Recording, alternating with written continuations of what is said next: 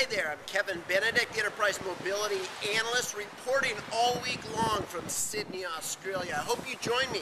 I'll be interviewing mobility experts, leading workshops, speaking at the Field Mobility Summit, again, all week long. So please visit the blog, mobileenterprisestrategies.com, to see news from this week. Thank you very much for joining. Yes, today we have John Hamilton, Executive Manager with Roadside Assistance, and he's with the Royal Automobile Club of Queensland. Thanks for joining us today, John. Pleasure, Kevin. Now, I just listened to a presentation where you're talking about all kinds of mobile applications and projects that you guys work with. Why don't you share with the audience today a little bit about your mobile activities and applications? Well, Kevin, we've been working hard to make sure that we can reach out to our clients right across the state of Queensland. And a lot of those people find themselves in very remote areas.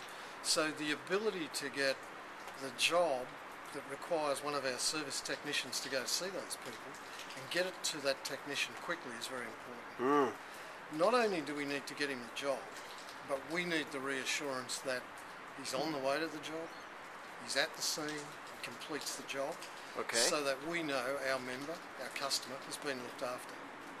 The other important thing is making sure that that technician has the technical knowledge on the vehicle he's going to. Increasingly difficult vehicles to diagnose and to mobilise. A huge range of them in Australia, some 600 different models. Wow. When he walks up to that vehicle, that owner expects that he will be expert in that vehicle. Quite a challenge for him. Wow. So what kind of back-end systems are connected to mobile applications? We have a main job control system. We call it CAD, Computer Aided Dispatch. It was a system that was initially born in New Zealand, but several years ago we bought the source code for it, so we now control our own destiny with that system. The call takers use that to take the phone call for assistance. They pin the job in the system. As soon as that job is pinned, it goes into our dispatch area. About 75% of the jobs are dispatched automatically. The remainder, our dispatchers get involved in placing the job with the service provider. So what kind of mobile devices are your staff and contractors using today?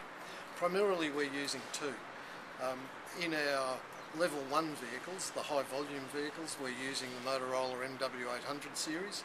We've got a mix of the 800s and the 810s. They've been excellent units, but sadly they're getting to end of life.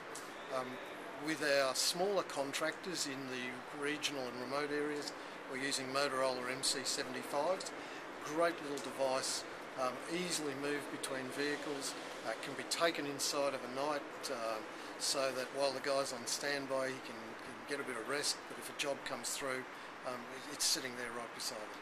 So what kind of strategies would you say that you can credit to mobility that your organization is deploying? Is it better customer service? Is it safety? Or what strategies are the mobile devices allowing for you to implement?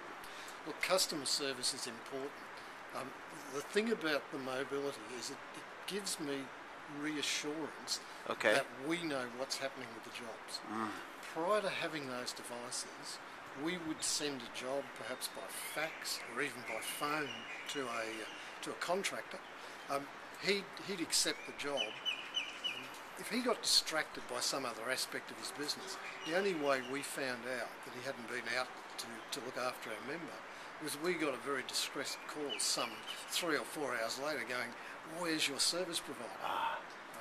Now we see the whole transaction live as it's happening, and so we've taken away that black hole that jobs could fall into in the past. We get about 90 to 95% of our jobs go out in real-time data. Very good. So real-time is only possible with mobility. Absolutely. And tracking. Thank you for sharing today, John. A pleasure, Kevin. Thank you.